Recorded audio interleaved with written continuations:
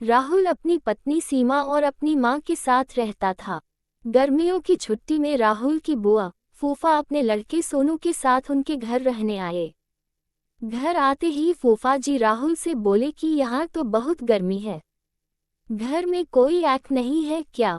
राहुल की मां ने बोला, भाई साहब अभी कुछ दिन पहले ही राहुल ने अपने कमरे में आग लगवाया है। ये सुनते ही फूफा जी अपने बेटे से बोले कि सारा सामान राहुल के कमरे में ले गए। राहुल और उसकी पत्नी सीमा चुप रहे क्योंकि उनने सोचा कि कुछ दिनों की तो बात है। इस तरह बुआ फूफा जी को राहुल के घर रहते 1 महीना हो गया। राहुल ने अपनी मां से पूछा कि बुआ जी कब जाने वाली है? हम कब तक ऐसे ही हॉल में सोकर अपना गुजारा करेंगे? राहुल की मां बोली, बेटा रिश्तेदारी का मामला है, हम कुछ कह भी तो नहीं सकते। राहुल की पत्नी सीमा बोली, वह सब तो ठीक है लेकिन उनका छोटा लड़का सोनू सारा दिन घर में ऊधम करता रहता है। कल तो उसने हमारा नया सोफा बुरी तरह फाड़ डाला। राहुल इस बात पर बहुत गुस्सा हुआ कि नया सोफा फाड़ दिया। वह अपनी पत्नी से बोला, तुम सोनू को ऐसा करने से रोकती क्यों नहीं? सीमा बोली, जब से बुआ फूफा जी आए हैं कुछ कुछ खाने की डिमांड करते हैं, जिससे मेरा और माँ जी का सारा दिन तो रसोई में ही बीत जाता है। राहुल ने कहा कि मैं अभी जाकर फूफा जी से पूछता हूँ कि वह आखिर कब जाएंगे। राहुल ने बातों बातों में फूफा जी से कहा कि 1 महीना हो गया है, आपके जॉब की छुट्टियां तो खत्म हो गई होंगी ना?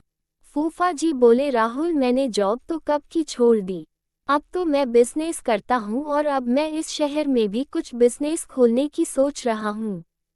पहले इस शहर को अच्छे से समझ लूँ जिसमें 2-3 महीने तो लग ही जाएंगे। ये सुनकर राहुल समझ गया कि फूफा जी अभी जाने वाले नहीं हैं। उसने यह बात अपनी पत्नी और माँ को बताई।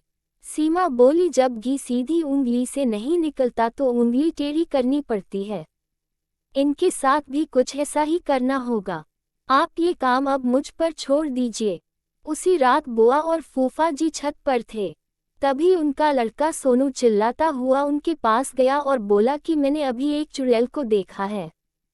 तभी एक चुड़ैल वहां आ गई और बुआ और फूफा जी को बोली कि तुम में से कौन पहले मेरा भोजन बनना चाहेगा। चुड़ैल को देखकर वह बहुत डर गई और उस घर से भाग गए।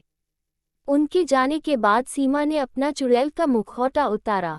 बुआ के परिवार के जाने के बाद सबने चैन की सांस ली। सीमा की सास ने सीमा से कहा कि तू तो बड़ी अच्छी चुड़ैल बनती है। ये कहकर सब हंसने लगे। मॉरल ऑफ द स्टोरी, सीख। इस कहानी से हमें ये सीख मिलती है कि हमें किसी भी रिश्ते का गलत फायदा नहीं उठाना चाहिए। जिस तरह बुआ के परिवार ने अपनी रिश्तेदारी का गलत फायदा उठाया और दूसरों को परेशान किया,